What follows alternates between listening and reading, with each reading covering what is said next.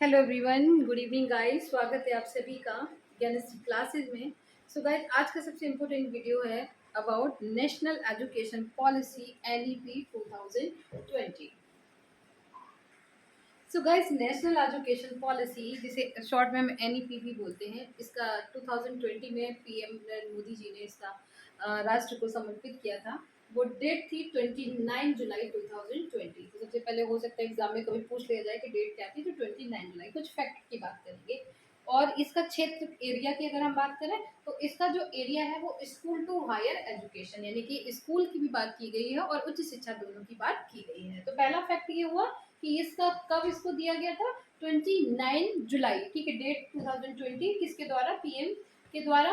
और ये किसके लिए है, इसका एरिया क्षेत्र की बात करें तो स्कूल से लेके हायर एजुकेशन के लिए। ये एजुकेशन जो पॉलिसी है ये आज से 34 साल पुरानी जो हमारी एजुकेशन पॉलिसी थी, 1986 में जो एजुकेशन पॉलिसी आई थी, उसको इसने रिप्लेस किया है। यानी कि अब अभी तक जो एजुकेशन पॉलिसी चल रही थी वो 1986 1986 की एजुकेशन पॉलिसी चल रही थी, उसको रिप्लेस करके अब कौन सी एजुकेशन पॉलिसी आई है, NEP। NEP का किस पे आधारित है, अगर ये पूछा जाए कि ये NEP का कहाँ से इसका आइडिया आया है या किसके उद्देश्यों को पूरा करने के लिए हमें NEP की जरूरत पड़ी, तो सस्टेनेबल डेवलपमेंट यानी कि सतत विकास। सतत विकास में आपने पढ़ा होगा कि एजेंडा 21, मैंने लास्ट वीडियो में पढ़ा था कि एजेंडा 21 में उसके मानकों को या उसके स्टैंडर्ड को, उसके लक्ष्यों को पूरा करने के लिए हमें यहाँ पर ऐसी शिक्षा नीति की जरूरी थी जो एजेंडा, यानी कि कब का एजेंडा, 2030 तक हमको एक एजेंडा पूरा करना है जिसमें 21 लक्ष्य हैं कि यहाँ पर 2030 तक जो आपको पूरा करना है, उसके लक्ष्यों को पूरा करने के लिए हमें एक नई राष्ट्रीय शिक्षा नीति की जरूरत थी जो कुछ मजबूत स्तंभ, यानी कि जो इसका पिलर है वो इसके पिलर मजबूत कौन कौन से हैं। तो ये किस पे खड़ी हुई है, तो ये खड़ी हुई है जवाबदेही, यानी कि शिक्षा ऐसी होनी चाहिए जो जवाबदेही जहाँ सुनिश्चित होती है। जवाबदेही, अकाउंटेबिलिटी, यानी कि हम जो भी काम कर रहे हैं एजुकेशन के फील्ड में उसका अकाउंटेबिलिटी होना चाहिए, पहली बात। दूसरी बात, पहुंच, यानी कि हर व्यक्ति की शिक्षा तक आसान पहुंच होनी चाहिए।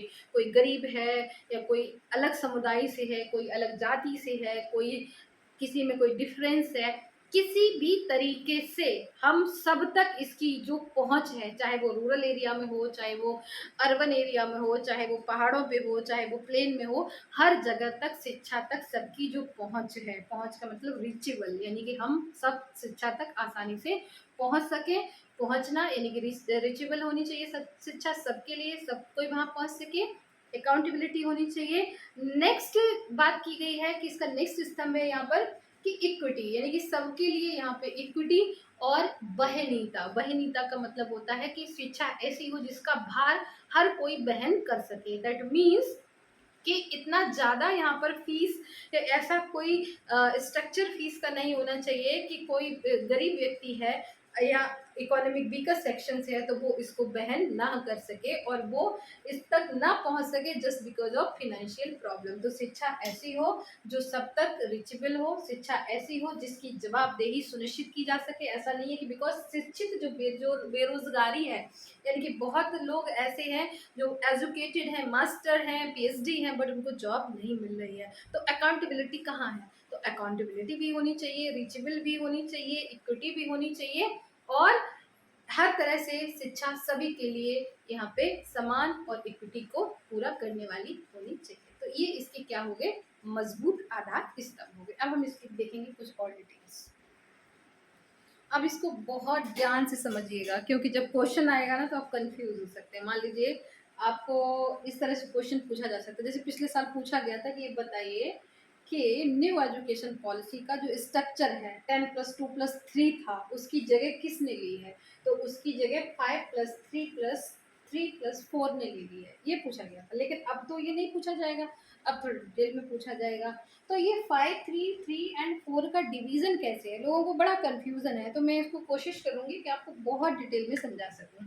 अब देखिए, इसको ध्यान से समझिएगा कि हमने इसको डिवाइड किया है। सबसे पहले हम बात करते हैं, जैसे यही क्वेश्चन पूछ लिया जाए कि ये बताइए कि ये जो 5+3+4 4 है, इसमें स्कूली शिक्षा कितने दिनों की है, स्कूल में जो एजुकेशन दी जाएगी वो कितनी वर्ष तक दी जाएगी। तो स्कूली शिक्षा का जो है वो 12 वर्ष तक है, यानी कि 12 ईयर तक यहाँ पर 12 ईयर है। अब यहाँ पे देखेंगे कितना ईयर हो रहा है, 15 ईयर हो रहा है, और स्कूली एजुकेशन कितना है, 12 ईयर है। तो कैसे, उसको समझते हैं। तो यहाँ पर ये जो बात की गई पूरी की पूरी स्कूल जो स्तर पे शिक्षा दी जाएगी, अब समझते हैं इसको। सबसे पहले जो बच्चे को जरूरत है वो बेसिक एजुकेशन की जरूरत है, यानी कि बुनियादी शिक्षा। गांधी जी का सपना था कि हर किसी को कम से कम बेसिक एजुकेशन मिलनी चाहिए, बुनियादी स्तर की। तो गांधी जी के सपनों को भी पूरा करने वाली एजुकेशन पॉलिसी है। तो कैसे पूरा करेंगे, तो सबसे पहले हम बच्चे को 3 साल तक, यानी कि सबसे पहला बेस कब शुरू हुआ, 3 साल, 3 साल हम बच्चे को, और प्लस 2 साल, यानी कि 3 + 2 साल तक हम उसको यहाँ पर बेसिक शिक्षा पढ़ाएंगे। तो ये वाला 5 गया कि 5 साल तक बच्चे को कैसी शिक्षा दी जाएगी, बेसिक शिक्षा दी जाएगी। और बेसिक शिक्षा है उसको हम बोलेंगे प्री प्राइमरी, जो आंगनबाड़ी के माध्यम से दी जाएगी। आंगनबाड़ी हो गया, बाल वाटिका हो गया, मॉन्टेसरी हो गए, बहुत सारे आप जानते हैं। तो यहाँ पर स्टूडेंट की जो उम्र होगी, जो छोटे छोटे बच्चे होंगे उनकी जो एज होगी वो 3 से लेके 6 ईयर के बीच के जो बच्चे होंगे उनको 3 साल तक हम प्री प्राइमरी में पढ़ाएंगे। ठीक है, तो ये तो हो गई बेसिक शिक्षा, यानी कि बुनियादी स्तर पे शिक्षा दी जाएगी। तो बुनियादी स्तर के कितने वर्ष हो गए, 5, लेकिन डिवीजन 2 में है, यानी कि डिवीजन है 3+2 में। तो सबसे पहले आपने ये किया, उसके बाद 2 साल तक उनको हम यहाँ पर क्लास 1 से लेके क्लास 2 तक पढ़ाएंगे, जिसमें जो बच्चों की उम्र होगी वो होगी यहाँ पर 6 से लेके 8 ईयर तक के बीच के बच्चे। तो बुनियादी एजुकेशन में हम प्री प्राइमरी और क्लास 1-2 लेवल की शिक्षा देंगे, जिसमें कवर होंगे यहाँ पर 8 साल तक के बच्चे। अब क्वेश्चन ये पूछा जा सकता है कि किस तरीके से शिक्षा देंगे। तो छोटे बच्चे हैं उनको खेल विधि से पढ़ाइएगा, उनको यहाँ पर ऐसा काम कराइए जो वो करके सीखें, जैसे खिलौने हैं, खिलौनों के माध्यम से कुछ चीज़ें बनाते हैं।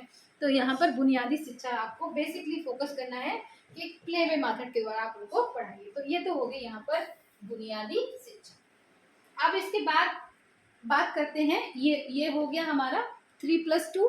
अब आगे बात इन वाले 3 की। तो इस 3 इयर्स में हम बच्चे को फोकस करेंगे कि आगे आने वाला जो भी इसके क्लासेस हैं उसकी हमको उसको प्रिपरेशन करानी है, यानी कि उस बच्चे को हमें किस पे फोकस करना है, प्रिपरेशन पे, यानी कि तैयारी का स्तर। यानी कि हम इसको बोलेंगे कि ये जो स्तर है ये तैयारी का स्तर है, ये प्रिपरेशन का स्तर है, जिसपे हम उसको प्रिपेयर कराएंगे आने वाली एजुकेशन के बारे में। और यहाँ पर खेल के साथ हम क्रिया को मिक्स करेंगे, यानी कि प्ले मेथड प्लस यहाँ पर एक्शन, यानी कि करके भी सीखे कुछ चीज़ों को, वो खेल खेल में जो करना होता है। यानी एक तो होता है बिल्कुल खेलना, बच्चे के लिए जितनी मर्जी हो उतना खेलो। अब हम उसको थोड़ा थोड़ा उसमें क्रिया को, एक्शन को भी यहाँ पे ऐड कर रहे हैं। इसमें जो बच्चा होगा यहाँ से उसकी जो उम्र होगी वो 8 से 11 वर्ष का बच्चा होगा, यानी कि इसकी जो उम्र होगी वो 8 से 11 ईयर की होगी। और इसमें जो क्लास आएगा वो आएगा हमारा 3 to 5 ईयर का जो क्लास होगा वो हम इसमें पढ़ाएंगे। तो ये भी हो गया।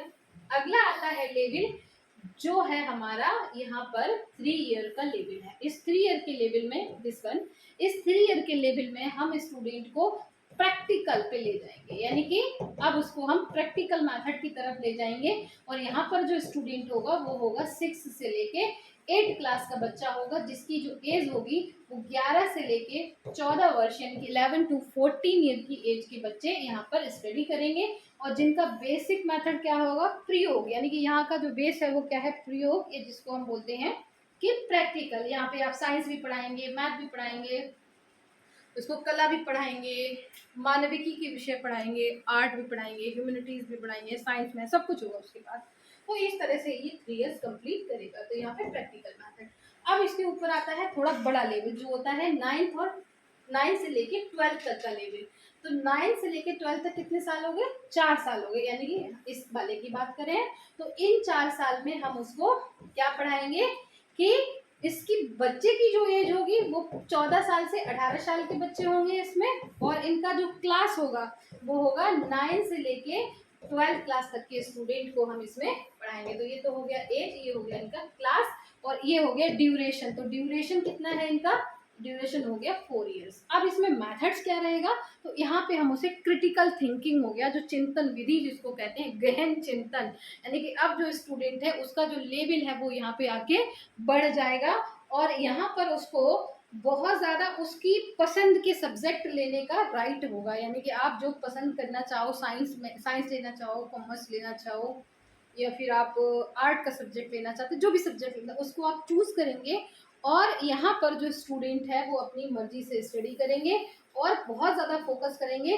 कि वो चीज़ों को खुद से करके सीखें, यानी कि क्रिटिकल थिंकिंग, यानी कि अब बच्चे को हम मूर्त से अमूर्त की तरफ ले जाएंगे। और यहाँ पर जो अध्ययन होगा वो लचीलापन होगा, फ्लेक्सिबिलिटी होगी, क्रांतिक, हिंदी में इसको क्रांतिक बोलते हैं, ठीक है। क्रिटिकल यानी कि यहाँ पे स्टडी जो होगी क्रिटिकल स्टडी होगी, गहन टाइप का स्टडी कराया जाएगा। तो ये गाइड है सीधा सीधा स्ट्रक्चर 5+3+3+4 का। हो सकता है अभी तक आपको ना समझ में आया हो, पर आपको आज बहुत अच्छे से समझ में आ गया होगा कि 5+3+3 और 4 ये किस तरह का स्टडी है। तो 5 4 इसमें 9 से लेके 12 है, इसको याद रख लीजिएगा। और यहाँ पे आपके 2 पार्ट में इसको हमने बांटा है, पहले 3 साल फिर 2 साल। ये हमारा प्री प्राइमरी है और ये हमारा यहाँ पर प्राइमरी है। इसके बाद 3 जो वर्ष हैं जो बिल्कुल यहाँ पर खेल विधि के साथ उसको पढ़ाएंगे और यहाँ पे भी उसको हम खेल विधि के साथ पढ़ाएंगे। यहाँ पे खेल और प्लस यहाँ पे भी खेल और क्रिया है, यानी कि यहाँ पर थोड़ा एक्शन आ जाता है।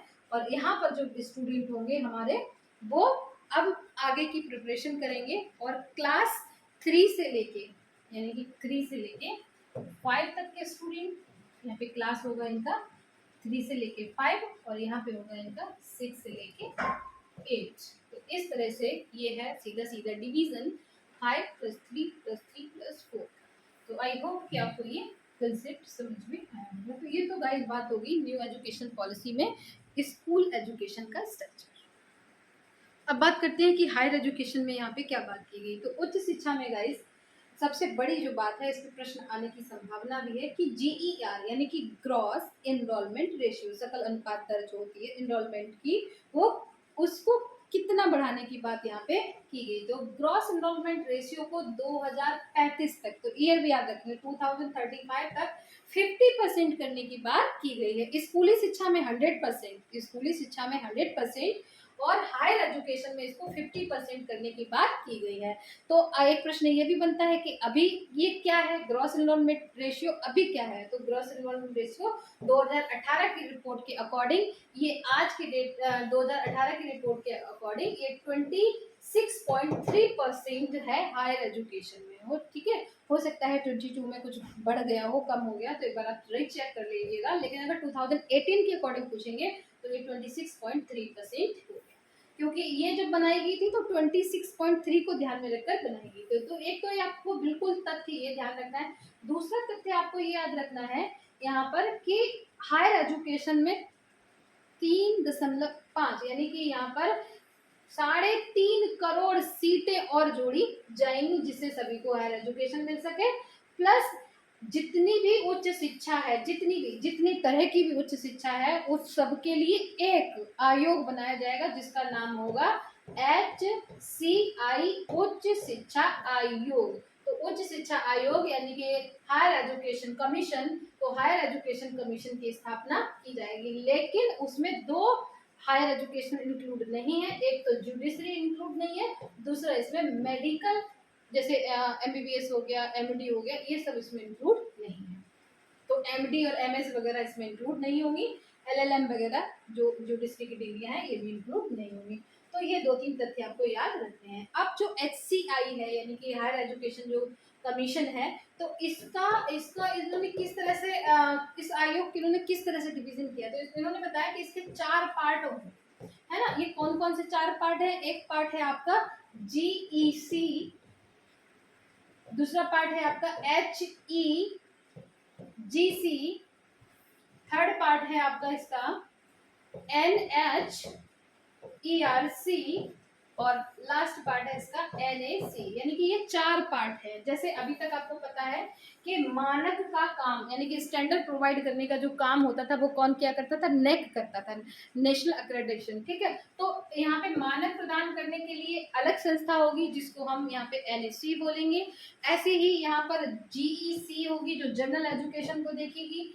HEGC का जो काम है वो यहाँ पे ये होगा कि यहाँ पर फाइनेंस, यानी कि इसका काम है यहाँ पर फाइनेंस को देखना। और NHERC का जो बेसिकली काम होगा कि यहाँ पर नियामक परिषद है, यानी उच्चतर शिक्षा नियामक परिषद का काम करेगी। तो नियामक यानी कि रेगुलेटिंग अथॉरिटी का काम यहाँ पर NHERC रेगुलेटिंग का काम करेगी। तो इस तरह से ये अलग अलग, यानी कि फाइनेंस के लिए ये हो गया, जनरल एजुकेशन के लिए हो गया, आपका नियामक या रेगुलेटिंग अथॉरिटी हो गया, और एक्रेडिटेशन के लिए। तो इस तरह से इसको 4 पार्ट में बांटकर यहाँ पर अलग अलग चीजों की बात की गई है, अलग अलग उद्देश्यों की बात की गई। यहाँ पे समावेशी शिक्षा यानी कि इंक्लूसिव एजुकेशन पे बहुत ज्यादा फोकस किया गया है कि किस तरह से जो इंक्लूसिव एजुकेशन है उसको बढ़ाया जा सके। इसके अलावा भी यहाँ पे बहुत सारी चीजें हैं जो न्यू एजुकेशन पॉलिसी में बताई गई है, लेकिन फिलहाल आपके एग्जाम के लिए इतना काफी है, इसी में से कुछ आ सकता है। सो वीडियो कैसा लगा जरूर बताएं। Thank you so much and wish you